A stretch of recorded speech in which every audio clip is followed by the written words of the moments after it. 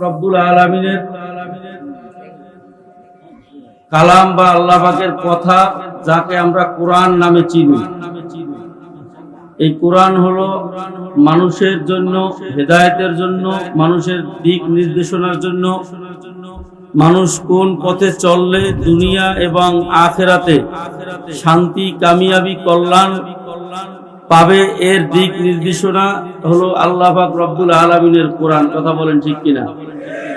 কিন্তু বড় দুর্ভাগ্যের বিষয়, আমরা মুসলমান হওয়ার পরেও এই কোরআন আমাদের কিতাব, আমাদের গ্রন্থ, আমাদের কিতাব হওয়ার পরেও আমরা কোরআন পড়তে জানি না। কোরআনে কি লেখা আছে তা তো জানা অনেক দূরের কথা। মুসলমানের সন্তান হওয়ার পরেও সূরা ফাতিহা শুদ্ধ করে পড়তে পারি না, অথচ যেই নামাজ দৈনিক 5 ওয়াক্ত পড়া ফরজ, ওই নামাজ আদায় করতে হলে সূরা ফাতিহা শুদ্ধ করে জানা ফরজ কি ফরজ না? জোরে বলেন, ফরজ কি ফরজ না? যদি কারো কিরাত অশুদ্ধ থাকে তার নামাজ হবে, এরকম ফতুয়া দুনিয়ার কোনো মুক্তি দিতে পারবে? জোরে বলেন। তাহলে আমাদের সন্তানদেরকেও আমরা সেই শিখাবো, সেই উদ্যোগ, সেই আগ্রহ, সেই চেতনাও আমাদের মধ্যে নাই। কারণ আমরা দুনিয়াকে এমন ভাবে বুঝছি, দুনিয়ার মোহ এমন ভাবে পড়ছি, আমার ছেলেকে ডাক্তার বানাতে হবে, ইঞ্জিনিয়ার বানাতে হবে, বড় ধনী বানাতে হবে, কিন্তু আমার ছেলেকে যে মুসলমান বানাতে হবে এই চিন্তা আমাদের অনেকেরই নাই। কথা কি ভুল বললাম না ঠিক বললাম? এই জন্য চরমনায়ের মরহুম আল্লাহর কুতুব বলছিলেন, বাবারা আসো তোমার সন্তানকে ডাক্তার ইঞ্জিনিয়ার বানাও, আমার কোনো আপত্তি নাই, কিন্তু অন্তত ছোটবেলায় 1টা বছর তার সিনায় কোরআন ঢুকাইয়া দাও, আল্লাহ আল্লাহর রসুলের দ্বীনকে ঢুকাইয়া দাও, সে যেন মুসলমান হইয়া যে সারা জীবন চলতে পারে, মুসলমান হইয়া মারা যাইতে পারে, এতটুকু জ্ঞান এলেম তাকে অন্তত শিখাইয়া দাও।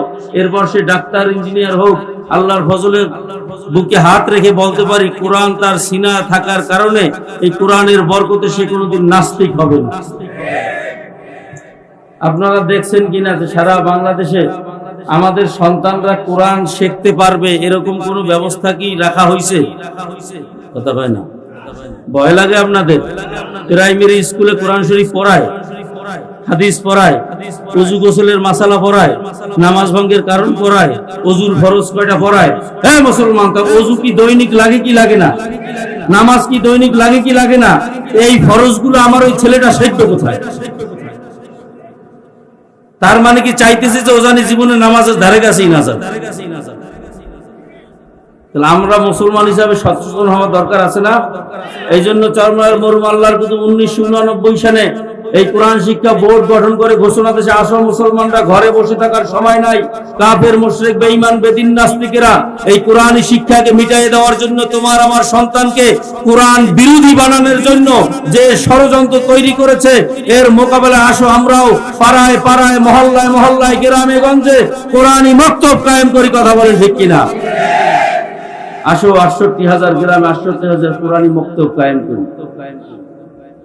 আল্লাহর ফজল, আল্লাহর কুতুবের সেই হিম্মত, খুলুসিয়াতের বরকতে সেই কোরআন শিক্ষা বোর্ডের আওতায় এখন বর্তমানে প্রায় প্রায় 10,000-এর উপরে মাদ্রাসা পরিচালিত হইতেছে। চিৎকার মেরে বলেন আলহামদুলিল্লাহ। কি বলেন, এই মিশন কি আরো সামনে আগানোর দরকার আছে না শেষ? 68,000 গ্রামের কি সব হয়েছে না? আর এখনো অনেক বাকি আছে। এই মিশনকে বাস্তবায়ন করার জন্য এই কোরআনী শিক্ষা যেন বহাল থাকে, এই কোরআনী শিক্ষার আলোয় যেন আমাদের সন্তানরা আলোকিত হইতে পারে, সমাজ আলোকিত হইতে পারে, রাষ্ট্র আলোকিত হইতে পারে। এই চেষ্টা, এই সাধনা, এই শ্রম, এই সময়, এর পিছনে মেহনত করা মুসলমান হিসাবে, কোরআনের প্রেমিক হিসাবে, আল্লাহর বান্দা হিসাবে, রসুলের উম্মত হিসাবে আপনার এবং আমার দায়িত্ব আছে কি নাই? না, এই দায়িত্ব শুধু চরমনায়ের পীর সাহেবের। তাহলে এই যে লক্ষ লক্ষ মাদ্রাসা হওয়া লাগবে, হাজার হাজার মাদ্রাসা হইতে গেলে, পরিচালিত হইতে গেলে কোটি কোটি টাকারও প্রয়োজন আছে কিনা? জোরে বলেন আছে কিনা? কি বলেন, এটা কি হিন্দু, খ্রিস্টান, বৌদ্ধরা দিবে?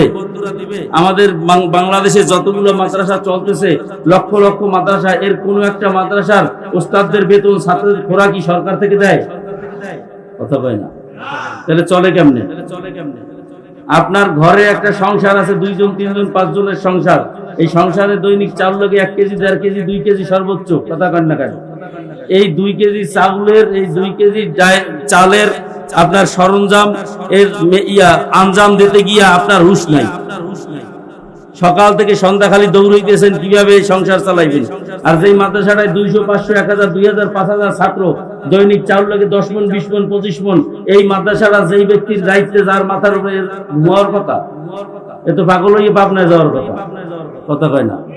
কিন্তু যাই দেখেন তার পেরেশানি নেই, সে সুন্দর মাজানো, সুন্দর পাতলা মাজান্না জামা গায়ে দিয়া, আতর লাগাইয়া, সুরমা লাগাইয়া ঘুরতে আছে, কোনো টেনশন নাই। কারণ কি? কথা কয় না। কারণ সে জানে এই কোরআন নাজিল করছে আল্লাহ, এর রক্ষার জিম্মাদারি নিয়েছে কে? অতএব এই মাদ্রাসা চালাইবেও আল্লাহ। তো বলো যে চালাই কেমনে? আল্লাহ পাক দৈনিক মহাতাম সাহেবের বালিশের নিচে 1 লাখ টাকার একটা বান্ডিল দিয়ে যায় রাত্রে। হ্যাঁ, চালাই কেমনে? ফেরেশতা টাকা দিয়ে যায়, চালাই কেমনে বলেন? আল্লাহর কিছু বান্দাদেরকে আল্লাহ গোপনে ডাক দিয়ে কয়, হে আব্দুল করিম, যাও ওই মাদ্রাসায় টাকা দিয়ে। এই ডাক দুনিয়ার কোনো মানুষ শোনে না, এই ডাক ওই ব্যক্তি নিজেও অনুধাবন করতে পারে না, কিন্তু তার মনে ডাক দেয়। সে তার মনে চাহিদা সৃষ্টি হয় যে আমি অমুক মাদ্রাসা, এতিমখানা আছে, মাদ্রাসা আছে, মসজিদ আছে, আমি কোরআনের জন্য কিছু দান করি, আমার দিনের নিজের জন্য ফায়দা হবে, আখিরাতের জন্য ফায়দা হবে।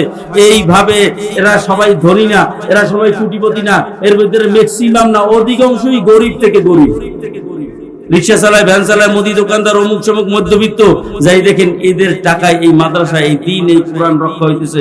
জোরে বলেন আলহামদুলিল্লাহ, জোরে করেন আলহামদুলিল্লাহ। কারণটা কি? কারণ আল্লাহ পাক তো সবাই দান নেবেন, সবাই টাকা আল্লাহ নেবে না। যার টাকা নেবে, তার যার থেকে আল্লাহ টাকা নিল, তারে একটা আবার দেওয়া লাগবে না? কথা কয় না? দেওয়া লাগবে কিনা? কারণ আল্লাহ তো ওয়াদা করছে, মাই ইউকরিদুল্লাহ করদান হাসানা, কে আছো আমাকে ধার দেবা।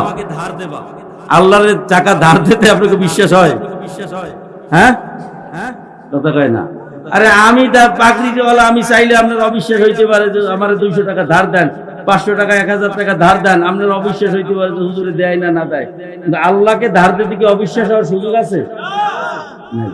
আল্লাহ বলে আমাকে ধার দিলে তোমার লস নাই, আমি আল্লাহ তোমাকে বহুত গুণ বাড়াইয়া ফেরত দেবো। জোরে গান না সুবহানাল্লাহ, আসতে গান সুবহানাল্লাহ। কত বড় সুযোগ! তাহলে যেহেতু আল্লাহ পাক ওয়াদা করছে যে আমাকে দিলে আমার বাড়তি ফেরত দিতে হবে, তা আল্লাহ পাক নেবে কারটা? যাকে আল্লাহ বেশি দিতে চায় তার টাকা নেবে, কিন্তু যারে আল্লাহ দিতে চায় না তার টাকা তো আল্লাহ নেবে না। কথাটা বুঝাইতে পারছি আমি? ভাইরা আমার, কথা সংক্ষেপ, এই কোরআন শিক্ষা বোর্ডকে আরো বেগবান করার জন্য, এই কোরআন শিক্ষা বোর্ডের কার্যক্রমকে আরো সুচারুরূপে পরিচালিত করার জন্য আল্লাহর কুতুব একটা কার্ড তৈরি করছেন। এই যে কোরআন শিক্ষা বোর্ডের একটা স্থায়ী সদস্য হওয়ার কার্ড, এই কার্ডটা আপনি যদি নিতে পারেন, সামান্য কিছু অর্থের বিনিময়ে টাকাটা, এই কার্ডটা নিতে হবে। নিলে আপনি কোরআন শিক্ষা বোর্ডের একজন স্থায়ী সদস্য হবেন। বলে হুজুর লাভ কি? এই কোরআন শিক্ষা বোর্ডের এই কার্ডটারই আপনি ঘরে বাধাই করে রাখবেন, যেহেতু এর পিছনে আপনি কিছু অর্থ ব্যয় করছেন। আল্লাহর হাবিবের ওয়াদা যে যদি আমার উম্মতরা কোনো সদকা করে, দান করে, আল্লাহ পাক দুনিয়াতে তাকে 2টা পুরস্কার দেবে। প্রথম পুরস্কার হলো তার বালা মুসিবত আল্লাহ দূর করে দেবে, দ্বিতীয় পুরস্কার হলো আল্লাহ তার হায়াতকে বাড়াইয়ে দেবে, আপনার ঘরের বালা মুসিবত দূর হবে। এই কার্ডটা যদি রব্বুল আলামিনের দরবারে অসংখ্য অগণিত শুকর ও সুজুদ, রব্বুল আলামিন আমাদেরকে দুনিয়ার এই ফিতনা ফাসাদের মধ্যেও আল্লাহ পাকের জাকিরিন শাকিরিন বান্দাদের সাথে মিলিত হয়ে এই বরকতময় জান্নাতি বাগানে হায়াতের জিন্দেগির একটা সময় অতিবাহিত করার তৌফিক সুযোগ আল্লাহ তৈরি করে দিয়েছেন। অন্তরের অন্তরস্থল থেকে সেই মালিকের জন্য শুকরিয়া তান বলি আলহামদুলিল্লাহ। আরো জোরে জবান খুলে বলি আলহামদুলিল্লাহ। ভাইরা, লম্বা কোনো আলোচনা হবে না, একটু পরেই এখানে আল্লাহ পাকের জিকির হবে। এই জিকিরের মধ্যে হযরত পীর সাহেব হুজুর আসবেন, তার নাম স্টেজ থেকে আলাদাভাবে ঘোষণা করা হবে না। এই মাইকটা একটু অল্প অল্প কমাই দেন, এই মনিটর, মাঠ আর এই মাইক্রোফোন সামান্য একটা সুই পরিমাণ করে কমাই দেন।